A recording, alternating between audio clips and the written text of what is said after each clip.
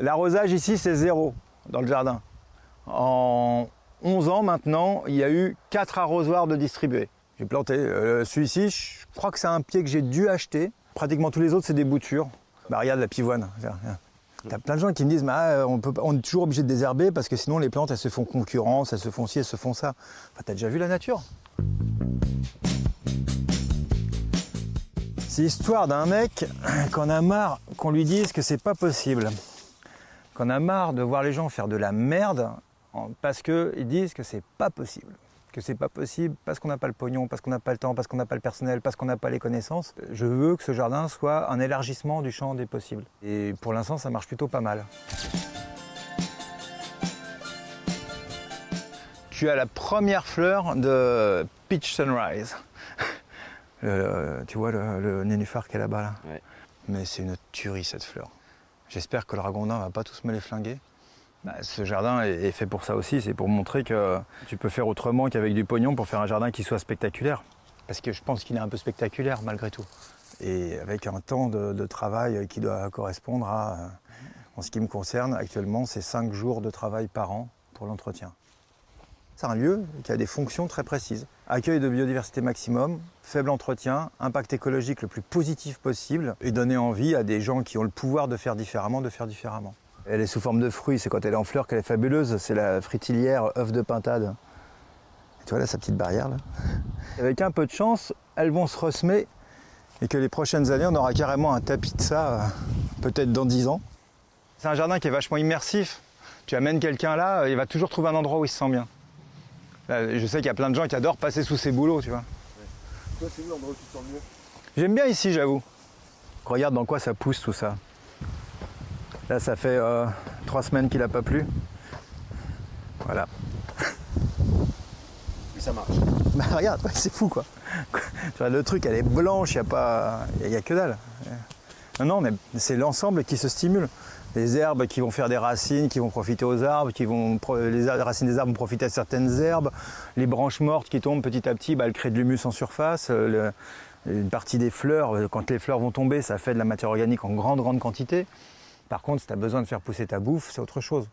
Là, ici, tu es au Flairial. Au Flairial, il y a quelques végétaux fruitiers, nourriciers qui peuvent subvenir à une toute petite partie de tes besoins. Mais si tu devais te dépendre de ça, c'est pas adapté. C'est quoi la définition du jardin punk et d'où ça vient?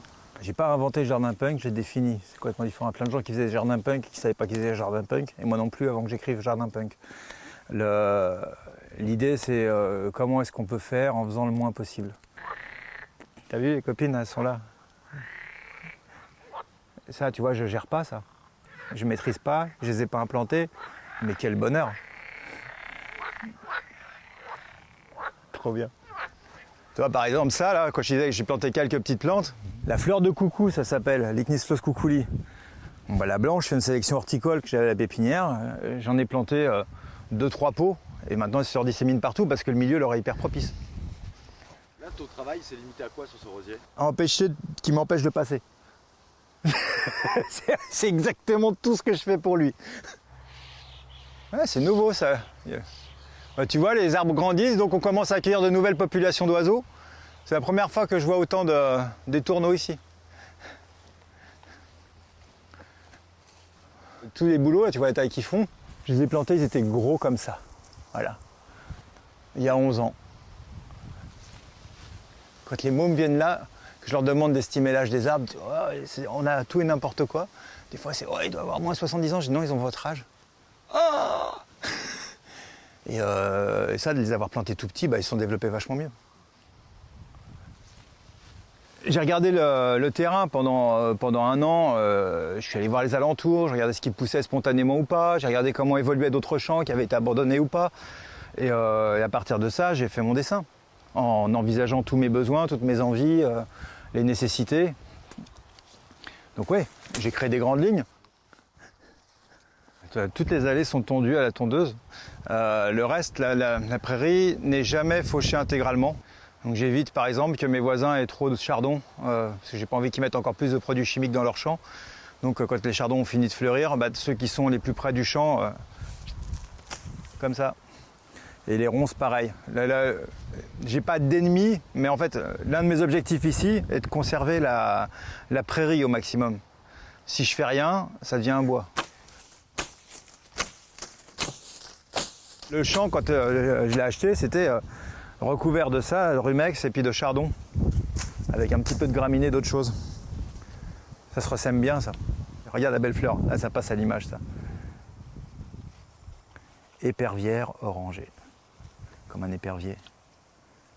Des fois au jardin, il y a des gens qui viennent et puis qui veulent un petit peu me piquer au vif. Non, mais en fait, vous foutez rien dans votre jardin, c'est un peu facile. Vous laissez juste pousser. Puis là, je les emmène ici, je leur montre là. Et vous voyez, quand je laisse tout faire, c'est ça là-bas. Il y a un taillis impénétrable d'arbres qui font 6 ou 8 mètres de haut. Ça, c'est quand on fait rien, sur le même terrain. Ça me rappelle qu'en faisant très peu, finalement, on transforme déjà beaucoup le milieu et on arrive à avoir des beaux résultats.